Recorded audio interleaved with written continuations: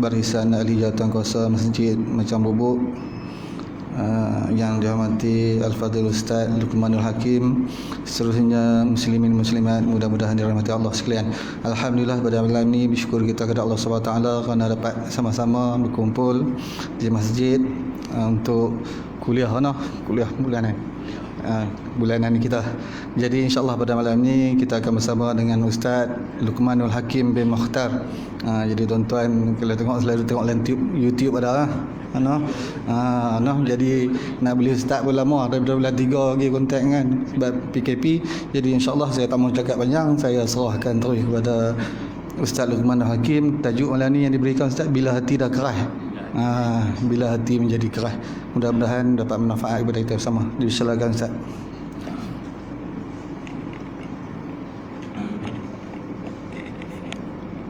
Bismillahirrahmanirrahim. Assalamualaikum warahmatullahi wabarakatuh. Alhamdulillahi wa kafa. Wassalatu wassalamu ala rasulina wa habibina al-Mustafa wa ala alihi wa sahbihi ahli tuqa wal wafa. Ashhadu an la ilaha illallah wahdahu la sharika lah, wa ashhadu anna Muhammadan abduhu wa rasuluh. Allahumma salli ala sayyidina Muhammad wa ala alihi wa sahbihi wa man tabi'ahum bi ihsanin ila yaumiddin, amma ba'd. Rabbi shrah li sadri wa yassir li amri wahlul 'uqdatam min lisani yafqahu qawli. Subhanaka la ilma lana illa ma 'allamtana innaka antal alimul hakim. La hawla wa la quwwata illa billahil aliyyil azim.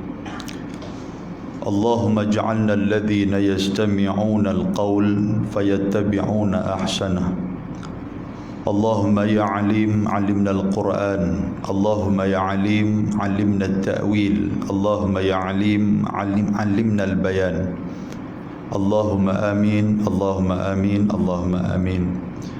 Saudara pengurusi yang berbahagia, ashabul fadilah, tuan imam, tuan pengurusi masjid, ahli jawatan kuasa masjid, seterusnya tuan-tuan dan puan-puan, hadirin dan hadirat yang dirahmati dan dikasihi oleh Allah Subhanahu wa taala. Kita bersyukur kepada Allah dengan kesempatan yang Allah Ta'ala berikan kepada kita dengan sedikit masa selepas daripada sembahyang maghrib, dan kita akan cuba merungkaikan beberapa persoalan yang berkaitan dengan hati. Tajuk yang diberikan adalah ketika mana hati menjadi keras. Tuan-tuan, saya mohon maaf sebab ini di antara masa kali kedua. Kali pertama dulu sebelum PKP, banner bekat naik dah, rayuh rendah dah, belah-belah kulim semua tu. Lepas tu Ustaz nak main macam bubuk kata. Tengok-tengok PKP. Tapi alhamdulillah hari ni tuan-tuan kita sambung balik. Tu pun kita tak boleh lama sangat pasal SOP kita ni hanya sampai Aisyah je kan. Boleh lajak-lajak ke? Sebelum nak lajak tu saya nak minta tuan-tuan melajak depan ni boleh. Rasa sayup ke mana tu. Dia yang jadi SOP tu penjarakan sosial 1 meter. Tuan-tuan dengan saya dekat 16 kilometer ni. Mak duduk dekat kita ni tak apa. Barulah boleh kenal. Ni duduk jauh-jauh saya pun tak kenal tuan-tuan. Tuan-tuan dah pakai topeng tu pula kan. Lagi tak kenal. Tak pergi jumpa kok jalan sekali, tegur saya tak balas balik, marah. Ustaz tu pergi macam bubuk, lepas tu kita tegur buat belagak pula. Saya tak kenal kan. Baik tuan-tuan, dalam sebuah hadis, dan hadis ni hadis sahih riwayat Imam Ibnu Majah, kata Nabi sallallahu alaihi wasallam, inna fil jasadi mudghah idza salahat salahal jasadu kulluh wa idza fasadal jasadu kulluh ala wahyal qalb. Nabi kata pada manusia ni, pada jasad kita ni ada mudghah, ada seketui daging. Kalau elok daging tu, maka eloklah segala perbuatan-perbuatan kita. Tapi kalau buruk daging tu, kalau tak elok daging tu, maka tak eloklah perbuatan kita. Kita nak sembunyi perbuatan yang tak elok tu pun tuan-tuan, satu hari boleh kita sembunyi, 2 hari boleh kita sembunyi, lama-lama nampak perbuatan tak elok tu ada pada diri kita. Dan Nabi kata mudghah tu apa? Seketul daging tu apa? Nabi kata ala wahyal qalb. Yang kata daging itu adalah qalb, iaitulah hati ataupun jantung yang ada dekat kita ni. Imam Al-Ghazali rahimahullahu ta'ala, Imam Ghazali ni cukup terkenal dengan orang yang banyak membicarakan persoalan hati. Di antara kitab dia yang selalu kita duk guna pakai adalah kitab Ihya Ulumuddin. Ihya Ulumuddin ni banyak duk cerita tentang hati, dan kitab termasuk dalam kitab tasawuf, iaitulah kitab yang amalan yang kita buat untuk nak mendekatkan diri kita kepada Allah. Selain daripada persoalan akidah, kita tahu akidah tu apa? Iaitulah kita mengenai Allah Subhanahu wa taala, ma'rifatullah. Bila kenal Allah Ta'ala, macam mana kita nak ta'abud, macam mana kita nak beribadah kepada Allah, disebut sebagai ilmu fiqh ataupun fiqh. Kita dah tahu dah yang kata siapa yang kita nak sembah, siapa yang kita nak nak sembah. Maka cara sembah tu apa dia? Melalui ilmu fiqh, iaitulah fiqh yang tuan-tuan duk mengaji, mula daripada taharah lah apa semua kan, salah lah sebagainya. Dan ilmu yang ketiga pula yang harus ada bersama dengan dua ilmu ini disebut sebagai ilmu akhlak ataupun ilmu tasawuf. Akhlak dan tasawuf ni lah tuan-tuan sekalian yang menyempurnakan dua ilmu hak tadi yang kita belajar tadi. Nombor satu ilmu akidah, kenal Tuhan. Nombor dua, macam mana cara kita nak sembah Allah. Dan nombor tiga, macam mana cara kita nak berakhlak, nak berdepan dengan Allah Subhanahu wa taala. Kita selalu ambil contoh macam mana orang yang semayang dalam keadaan tak pakai baju. Selalunya orang lelaki lah waktu panas. Bila panas ni dia semayang, dia buh kain pelekat ni tuan-tuan, dia semayang. Orang tanya sah tak sah semayang tu? Semayang sah kalau dia ambil ayat semayang dan dia pun semayang mengikut tata cara dan rukun yang sebenar, sah semayang. Semayang tu sah kalau dia semayang betul-betul dia kenal, betul-betul dia tahu dia sembah siapa, dia tahu dia sembah Allah Ta'ala, semayang tu sah. Cuma daripada segi tasawuf dan akhlak dia tu tidak ada. Pasal apa? Pasal semayang pakai kain pelekat ni, baju tak pakai. Jadi ilmu tasawuf ini adalah ilmu kepada penampung untuk kesempurnaan ibadah kita. Imam Ghazali dalam kitab Ihya Ulumuddin menceritakan benda ni. Dan antara perkara yang disebut oleh Imam Al-Ghazali adalah tentang hati. Macam mana kita nak jaga hati kita, macam mana kita nak orang kata apa, nak perbaik hati kita, dan apakah kesan-kesan hati kita andainya hati kita ini menjadi keras ataupun hati kita ni terus mati. Sebab apa tuan-tuan? Dalam Al-Quran tuan-tuan pernah dengar Allah Subhanahu wa taala sebut antara permulaan ayat, Tuhan sebut dalam surah Al-Baqarah. Tuhan sebut, Tuhan kata apa? Fi qulubihim maradun fazadahumullahu marada. Pada hati mereka itu ada penyakit. Bila dah hati keras, dia akan mai penyakit. Fazadahumullahu marada. Maka andainya dia tidak merawat penyakit hati dia itu, maka akan bertambahlah penyakit yang keluar daripada hati yang sakit. Kesan dia tahu mana? Iaitulah perbuatan kita, tuan-tuan. Perbuatan kita. Syekh Ibrahim Al-Khawas, dia menyatakan bahawasanya antara kesan kepada hati kita mati. Lagi saya cerita pasal apa hati kita boleh mati ataupun boleh sakit, kan, dengan masa yang ada lah. Antara kesan kepada hati kita mati, yang pertama sekali tuan-tuan sekalian adalah kita apabila berhadapan dengan salat, kita berasa tak berapa nak berat sangat tentang sembahyang. Dengan sembahyang ni, buat pun tak apa, tak buat pun tak apa. Sebab tu dalam Al-Quran Allah Ta'ala menyatakan bahawasanya orang-orang yang mempunyai sakit hati ni apa dia? Iaitulah orang-orang yang mempergunakan agama itu sebagai topeng luaran saja, tetapi dalam tidak ada agama. Bukti dia tahu mana? Dalam surah Al-Ma'un. Tuan-tuan bodoh apa surah ni? Ara'aital ladzi yukadzibu biddin. Kan kita doa apa ya surah tu? Ara'aital ladzi yukadzibu biddin. Tuhan kata apa? Adakah kamu pernah melihat orang-orang yang berbohong dalam agama? Dia ni orang Islam tapi tak nampak pun kata dia ni Islam. Dia ni menggunakan Islam itu hanyalah topeng semata-mata. Fadzalikal ladzi yad'ul yatim. Antara perangai, antara sifat yang ada pada diri dia itu adalah dia dengan anak yatim ni dia tak apa nak suka. Dia suka mengherdik anak-anak yatim. Dengan budak-budak dia tak apa nak suka. Ini di antara perangai orang-orang yang hanya berbohong di atas agama. Fadzalikal ladzi yad'ul yatim wa la yahuddu ala ta'amil miskin. Dan dia adalah orang yang memang tak mau nak membantu orang-orang yang miskin. Makna dia kalau perlukan bantuan, dia tak mau untuk nak mengeluarkan bantuan. Ini orang yang dikatakan berbohong dalam agama. Betul Tuhan kata apa lagi? Wala ya'uddu ala ta'amil miskin. Fawailul lil musallin. Yang kita takut ni. Kecelakaanlah, celakalah bagi orang-orang yang salat. Seperti depa ni allazina hum an salatihim sahun. Depa ni hanya semayang, hanya melepaskan batuk di tangga ya.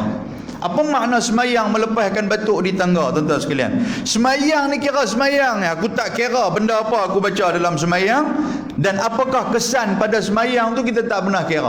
Macam mana yang berlaku kepada Sayyiduna Husain, iaitulah cucu kepada baginda Nabi SAW.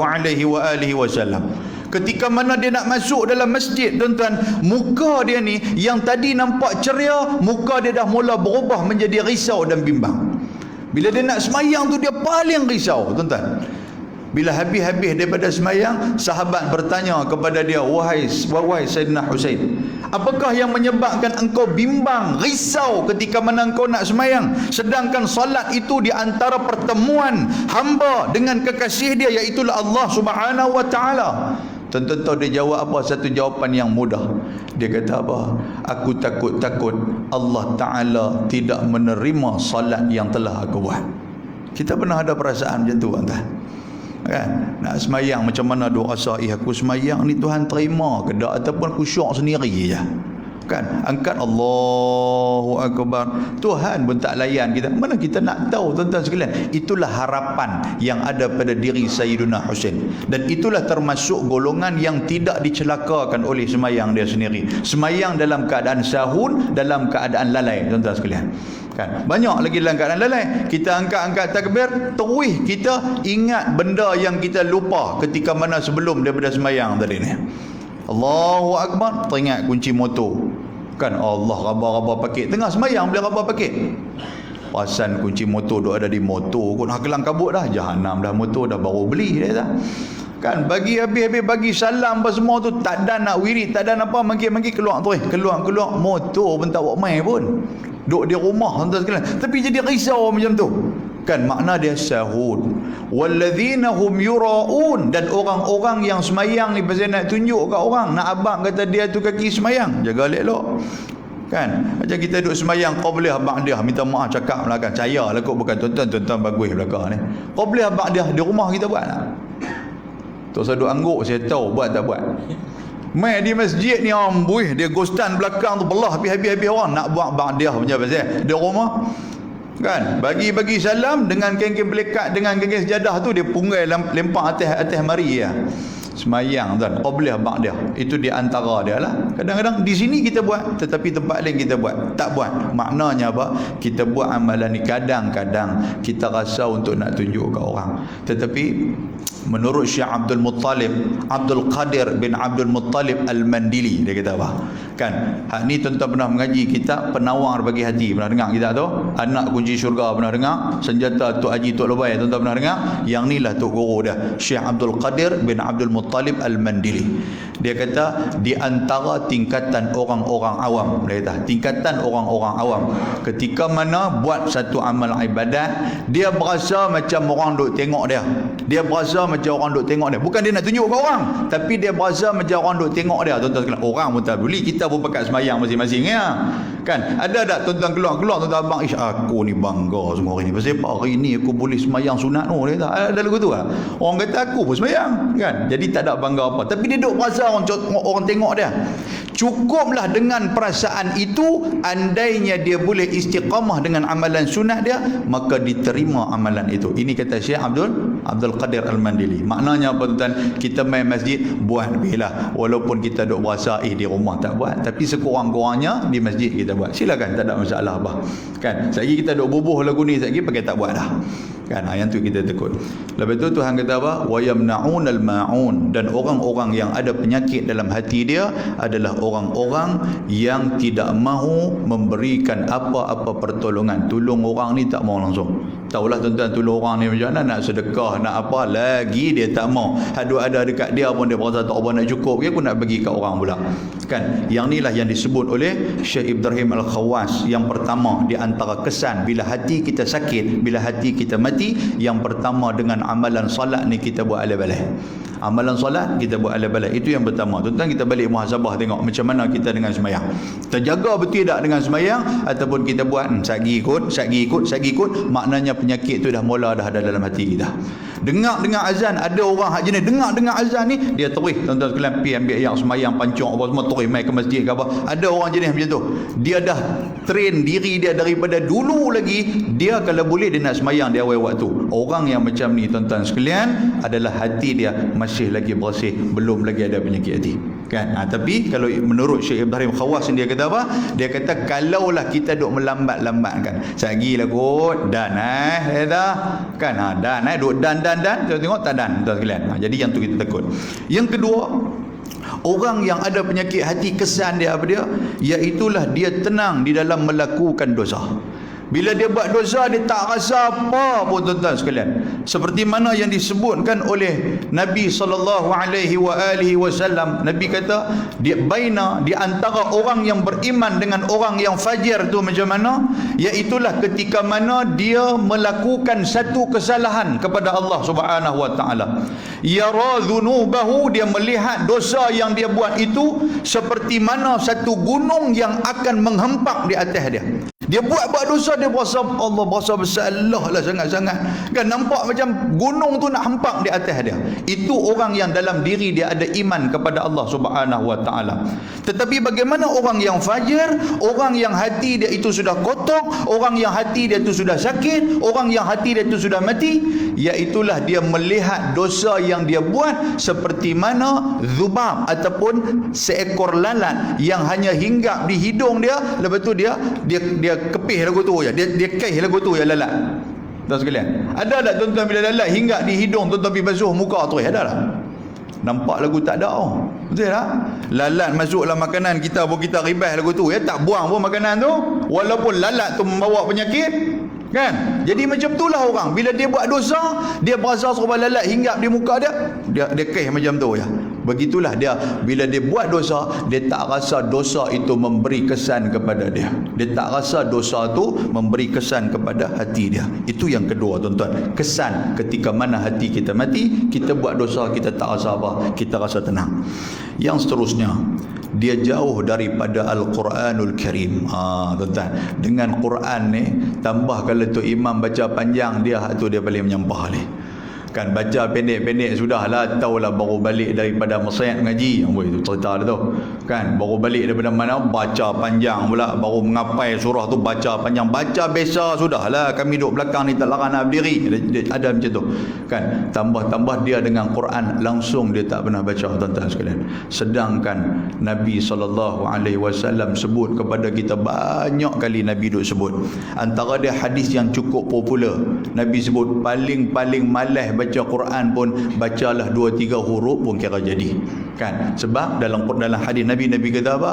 Man qara'a harfan min kitabillah falahu bihi hasanah wal hasanatu bi 10 amsalha. Nampak tak sekalian? Barang siapa yang membaca satu huruf daripada Al-Quran, satu huruf daripada Quran, dan satu huruf itu bi'ashri amsalihah, Allah Ta'ala akan menggandakan satu huruf itu menjadi 10 pahala kepada dia. Satu huruf kita baca, 10 pahala Tuhan bagi kat dia, kat kita tuan. Dan Nabi kata la aqulu alif lam mim harf.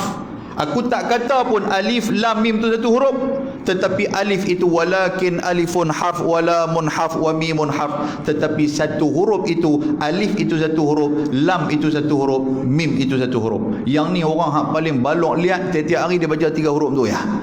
Boleh faham tak sekalian?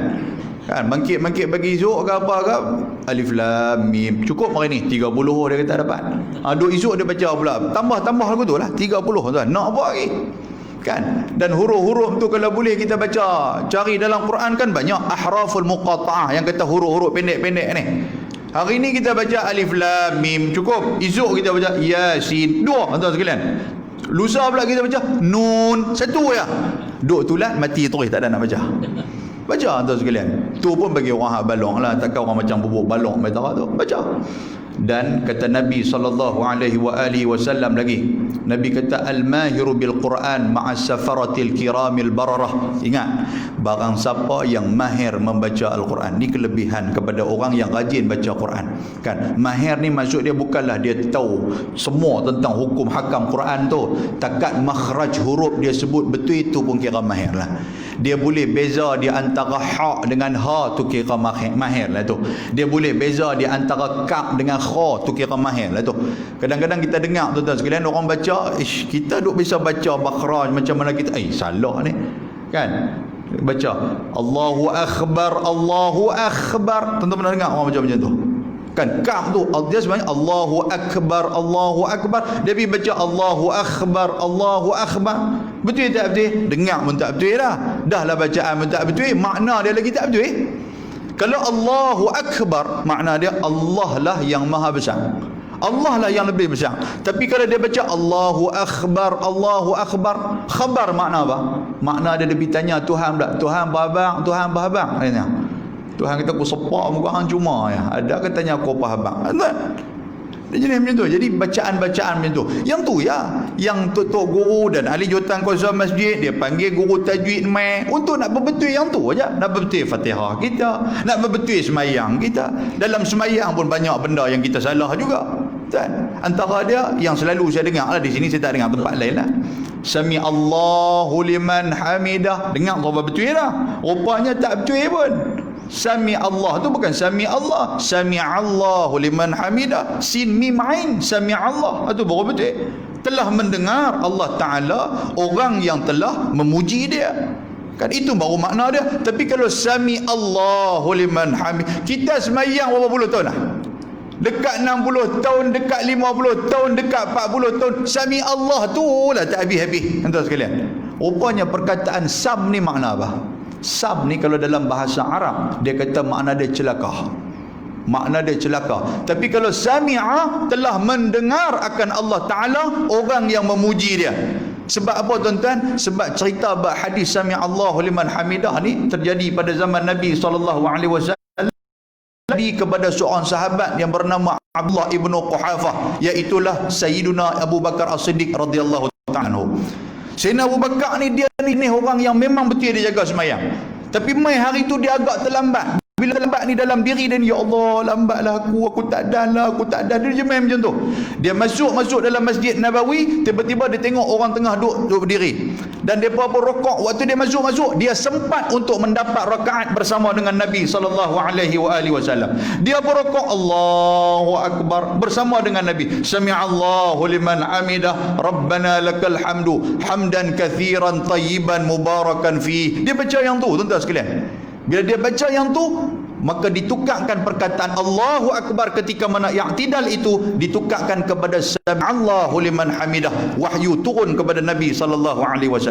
Siapa yang telah memuji, yang kata memuji Allah Ta'ala? Sayyiduna Abu Bakar As-Siddiq radhiyallahu ta'ala anhu. Boleh faham tak sekalian? Ketika mana rokok pada zaman Nabi tu, duk rokok Allahu Akbar, nak i'tidal tu pun Allahu Akbar, semua Allahu Akbar.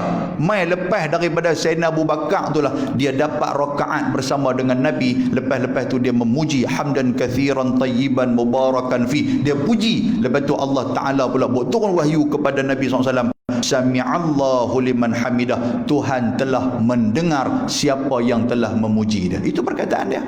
Boleh faham tak sekalian? Hak mana tuan-tuan duk lari kelang kabut nak 3 rakaat punya pasal tu. Kan? Dia kata, oh patut selama ni aku duk buat, rupanya Abu Bakar buat. Dia kata, perangai aku duk lari ni. Kat orang Ramadan lah.